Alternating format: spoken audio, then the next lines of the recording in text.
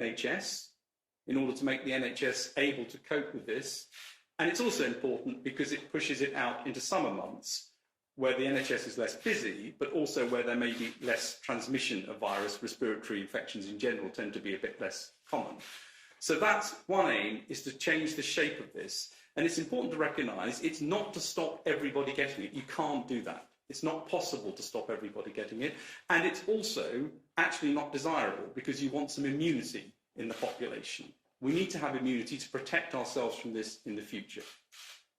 The second big aim that we need to look for is how in that we protect the vulnerable and the elderly, who are at most risk of serious illness and dying from this. And the way this disease looks as though it appears is that you have 5 days or so of mild viral illness, and then a small proportion of people get a second phase where they have some sort of immune response to it, which causes the damage. And the elderly and the sick are much more likely to get that. So during the period of peak transmission, we need to protect them at that phase.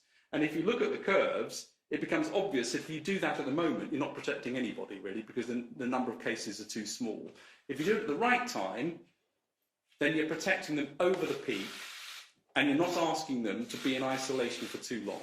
Similarly, with the idea of households going into complete isolation, that comes a bit later, when you've got some more cases coming up. At the moment, if you asked households to completely isolate if one person was ill, most people would not have coronavirus.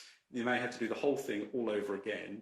And what happens then is the effect of that wanes, because people get fed up with doing this and you end up with not being able to do it time and time again. So the timing is critical, and that's true across all of the interventions we've looked at. That's why this is a package of things that need to happen at the right time and in the right phasing. In terms of mass gatherings and schools, it's true that there's some effect in closing the schools, but that effect is minimal, and actually you'd have to do it for 13 to 16 weeks or longer, and you don't need to be a very advanced mathematician to work out that the chances of keeping children